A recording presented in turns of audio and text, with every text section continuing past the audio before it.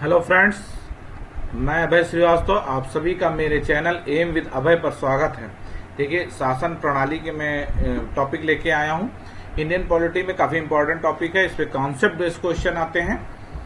मैं बताता चलूं कि 10 क्वेश्चन मैं डेली जो कि अपडेट करता हूं। इधर पिछले कई दिनों से नहीं अपडेट कर पाया, लेकिन अब मैं फिर से अपडेट करूंगा कुछ पर्सनल रीजन की वजह से। हेलो फ्रेंड्स, ये क्वेश्चन नंबर 1 है, भारतीय संविधान में किस प्रकार की शासन प्रणाली की व्यवस्था की गई। देखिए, शासन प्रणाली दो तरह की होती है, एक अध्यक्षीय होती है, दूसरी संसदात्मक होती है। लेकिन अध्यक्षीय प्रणाली जो व्यवस्था है वो अमेरिका की है और संसदात्मक जो है ग्रेट ब्रिटेन की है। हमने ग्रेट ब्रिटेन से संसदात्मक व्यवस्था को अपनाया है। ये ऑप्शन सी होगा इसका आंसर। क्वेश्चन नंबर 2, निम्नलिखित में से कौन सी भारतीय संविधान की विशेषता नहीं है। देखिए, अभी मैंने बताया कि संसदात्मक सरकार है, स्वतंत्र नगर पालिका है, संघात्मक सरकार है, अध्यक्षीय नहीं है। अध्यक्षीय व्यवस्था जो है, जहां हेड ऑफ स्टेट यानी राष्ट्रपति होता है, जहां जैसे अमेरिका में, यहाँ पे लोकतंत्रात्मक व्यवस्था है। लोकतंत्र में मंत्रिमंडल की होता है, मंत्रिमंडल का जो प्रमुख होता है वो प्रधानमंत्री होता है। भारत में संसदीय प्रणाली की सरकार है क्योंकि लोकसभा जनता द्वारा प्रत्यक्ष रूप से निर्वाचित होती है। देखिए, संसदीय प्रणाली की सरकार है। ऑप्शन देखिएगा क्योंकि सब ऑप्शन आपको सही लगेंगे। संसदीय प्रणाली का मतलब हो गया संसद संविधान का संशोधन कर सकती है, राज्यसभा को भंग नहीं किया जा सकता, मंत्रिपरिषद लोकसभा के प्रति उत्तरदायी है। देखिए, यहाँ पे चारों ऑप्शन आपको सही लग रहे हैं, लेकिन सबसे सही जो आंसर होगा ये मंत्रिपरिषद, यानी मंत्रिपरिषद लोकसभा के प्रति उत्तरदायी होती है संसदीय प्रणाली में। ठीक है। भारत के संदर्भ में संसदीय प्रणाली में निम्नलिखित में से कौन सा सिद्धांत संस्थागत रूप में निहित है। देखिए, संसदीय प्रणाली में मंत्रिमंडल के संसद के सदस्य होते हैं मंत्रिमंडल। ठीक है। जब तक मंत्रियों को संसद का विश्वास प्राप्त रहता है तब तक वे अपने पद पर बने रहते हैं, ये भी सत्य है। और राज्य का अध्यक्ष ही मंत्रिमंडल का अध्यक्ष होता है। देखिए, राज्य का अध्यक्ष का मतलब हो गया head of state, head of state का मतलब हो गया प्रेसिडेंट यानी राष्ट्रपति।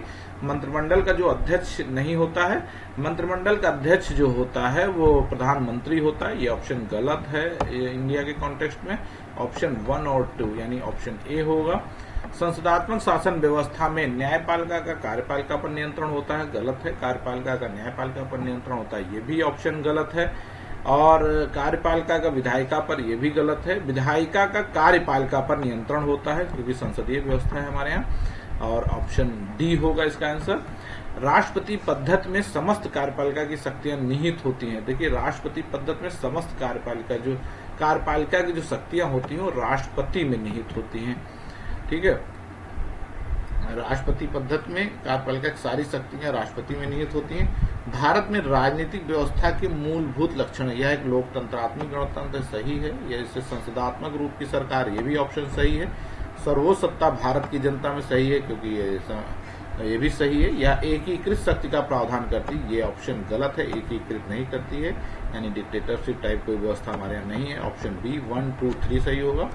निम्नलिखित में से कौन सी विशेषता भारतीय राजतंत्र की नहीं है।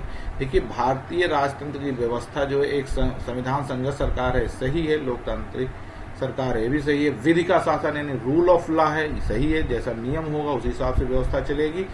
सत्तावादी सरकार ये नहीं है, ये गलत ऑप्शन है। कल्याणकारी राज्य का उद्देश्य है। देखिए, कल्याणकारी का अधिकतम संख्या का अधिकतम कल्याण सुनिश्चित करना, कमजोर वर्गों के कल्याण का प्रबंध करना, सभी नागरिकों को स्वास्थ्य सुविधाएं प्रदान करना, उपरोक्त में से कोई नहीं। देखिए, अधिकतम संख्या का अधिकतम कल्याण सुनिश्चित करना, ये ऑप्शन ए सही है। वेलफेयर स्टेट, भारत एक कल्याणकारी राज्य की व्यवस्था है।